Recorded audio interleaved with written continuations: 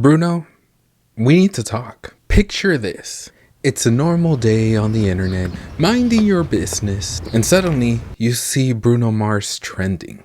Not because he dropped new music, but because he said something about his song APT. Normal, right? Well, not so much. He made a comment about that song that made BTS Army look at him sideways. It put us on pause. Like when that Ticketmaster bar freezes and you're trying to get tickets, which by the way, I'm scared for 2026. Anyway, let's get back on the topic. He compared the global impact of APT to Gangnam Style. Not only compared it, because by the way, that's fine.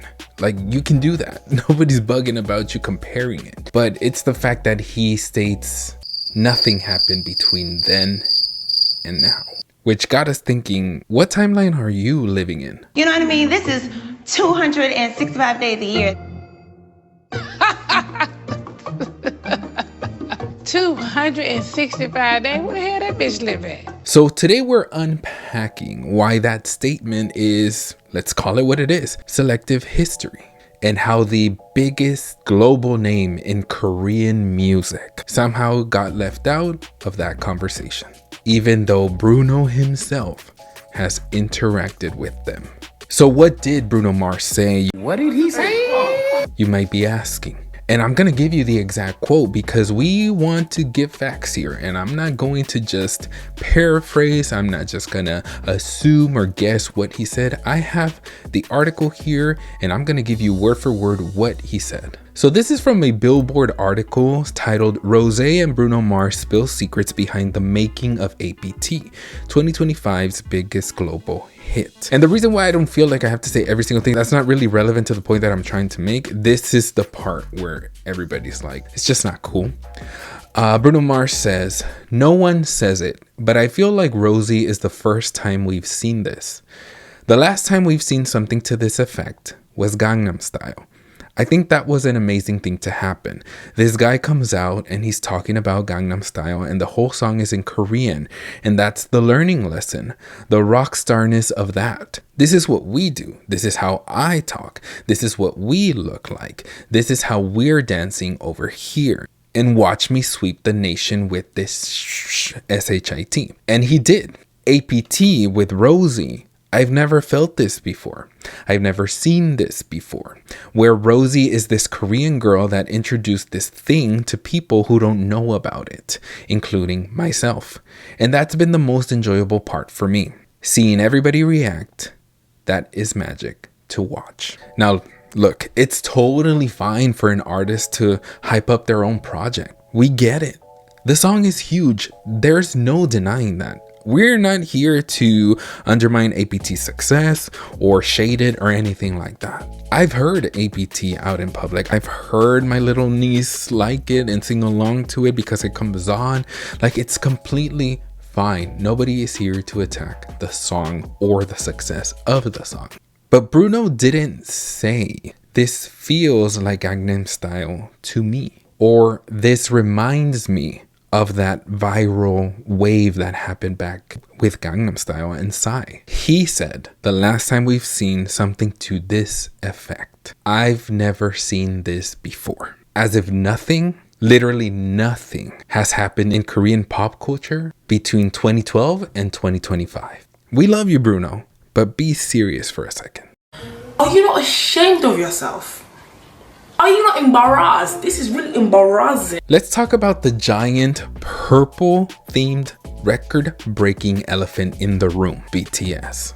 Because skipping BTS in a conversation about Korean pop culture, global K-pop impact, is like talking about a major pop girl movement or major girl groups in general and leaving out Beyonce.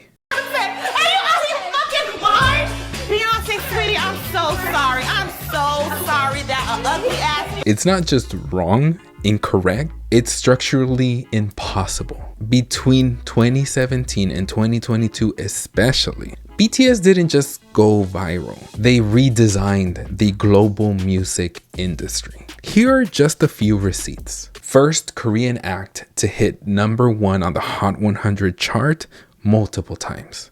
tied and broke records previously held by the Beatles for fastest accumulation of #1 albums. Headlined Wembley Stadium, sold out twice. Sold 450,000 plus tickets in Las Vegas weekends alone. Delivered UN speeches and visited the White House. Not only visited, but also made a speech. Generated billions in economic impact for South Korea. Dynamite, Butter, Permission to Dance, Life Goes On. All global shutdown moments with record-breaking streams. You can have opinions about their music, but the data is public. The achievements are documented. The footprint is massive. And honestly, that's why Bruno's statement felt off. It wasn't fully framed as an opinion. It was said like a fact. And the facts don't support it. This is where it gets even weirder. Bruno Mars has literally interacted with BTS. So he knows about them, he knows them.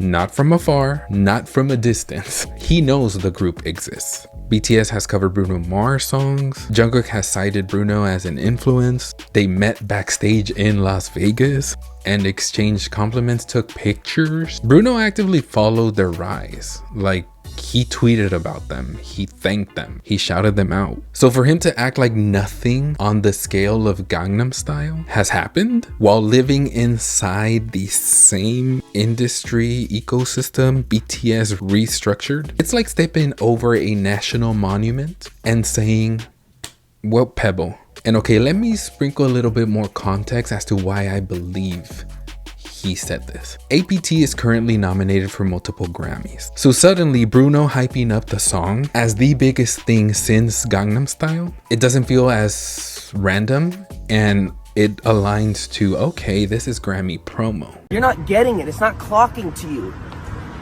It's not clocking to you that I'm standing on business, is it? Because here's how it works. Every year, artists strategically elevate their narrative around voting time. You frame your song as important, as a landmark, as a cultural moment worth recognizing. So when Bruno said, the last time we've seen something like this since Gangnam Style, that's not just enthusiasm, that's positioning. He's placing APT in a legacy box. A global phenomenon slot that makes the Grammy voters think and feel like the song isn't just catchy, it's historically significant. And look, from a PR standpoint, that's a smart move. But here's the catch. When you selectively rewrite history to strengthen your Grammy narrative, you intentionally dismiss the achievements of the very artists, BTS, who paved the way for K-pop acts to be taken seriously by these same Western award institutions in the first place. That's why ARMY isn't just annoyed. They felt disrespected because the revisionism wasn't just inaccurate, it's convenient. And listen, I know some people are gonna say, who cares? Why does it matter? It's just a quote, it's just an opinion. But it does matter because this type of framing keeps happening. Western media often acts like Korean breakthroughs only exist in isolated, decade-apart bubbles. Psy in 2012, blank space, APT in 2025. And the giant global success of BTS, it gets treated like an anomaly or a footnote, even though their success and their impact literally forced the Western music industry to restructure how it treats K-pop. Bruno probably didn't intend any shade toward BTS, but the effect is the same. It reinforces the idea that BTS's success and impact somehow doesn't count in conversations about global cultural impact. Which is wild because BTS didn't just break the door down. They removed the hinges and installed a revolving glass entrance. And let's be real, Bruno Mars is a global force. He is a superstar. So when someone like him says something like this, people pay attention and it's just not right. To be fair, like I said earlier in this video, APT is huge. And the comparison to Gangnam Style, it's understandable as a vibe. But the accurate way to say it would have been, APT has the same virality that I felt Gangnam Style had. That's an opinion.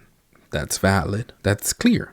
But when you turn it into a declaration of cultural history, and conveniently skip the most influential Korean act of the 21st century, it becomes misleading. You can celebrate Rosé without erasing BTS. You can hype APT without pretending 2017 to 2022 didn't exist. So yeah, to end this video, Bruno's comment wasn't malicious, it wasn't evil, it just wasn't accurate. You can give APT its flowers, you can celebrate its success. But if we're talking about global K-pop moments, then the timeline isn't Gangnam Style, silence APT. It's more like Gangnam Style, BTS, the global K-pop landscape we are currently living in, APT.